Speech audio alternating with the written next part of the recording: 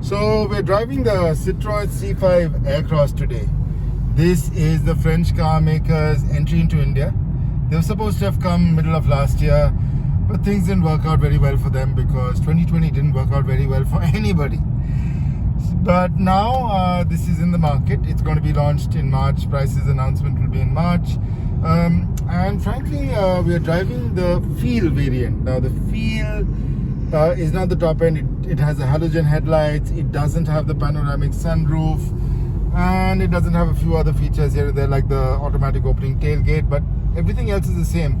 It has a 12-inch digital display over here, which is pretty cool. I mean, I love the fonts and the display size and everything over here.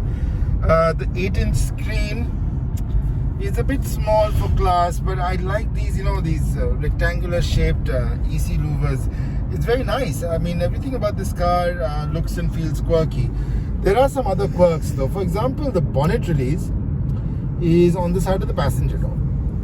So you got to open the passenger door to release the bonnet, which is a pain in going to some hotels in Delhi. Secondly, if you look at the rear, now it's a bit messy out there, but you can look at the rear seats. Now what they've done is make the rear seats equal size. That's a great feature if you have kids. Your kids won't fight over the middle seat. The middle seat isn't so bad, even though legroom is a bit constrained with the center console.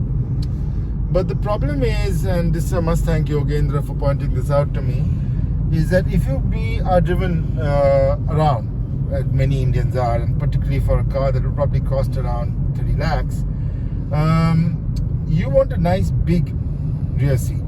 So most cars which have a 40, 20, 40, instead over here 33, 33, 33, and even if the Citroen C5 Aircross is the widest car in its class, one of the widest cars around at 2.1 meters wide,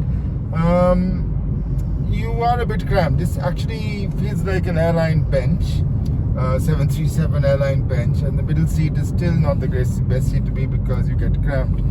And particularly if you have to be belted up, you can spread out, but now if you're belted in, and belting at the back is now mandatory according to the Motor Vehicles Act, and the Delhi police actually started chalaning people if you're not belted in the back. That is going to be a problem. So all in all, honest opinion, this is a driver's car. Nothing wrong in that, but will it help Citroen break into the market?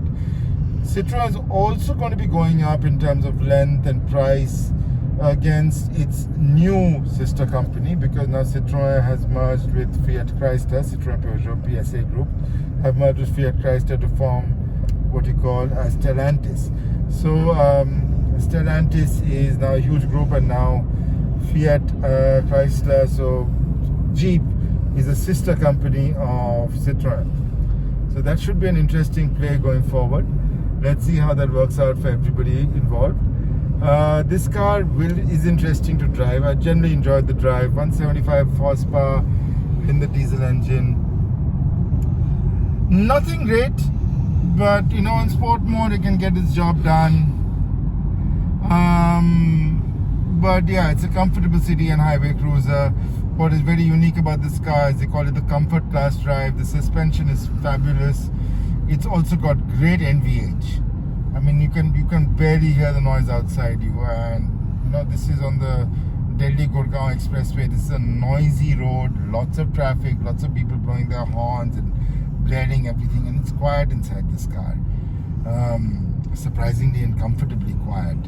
It's quiet, it's a nice place to be inside, it's a nice car to drive. But would you want to buy it to sit at the back? And that's an open question. So let's see how it does. Let's see how it's priced. So by the time you watch the price announcement is still some time away. So once we know the price, maybe more opinions can be about this car will be stronger once the price comes out. Thanks for watching.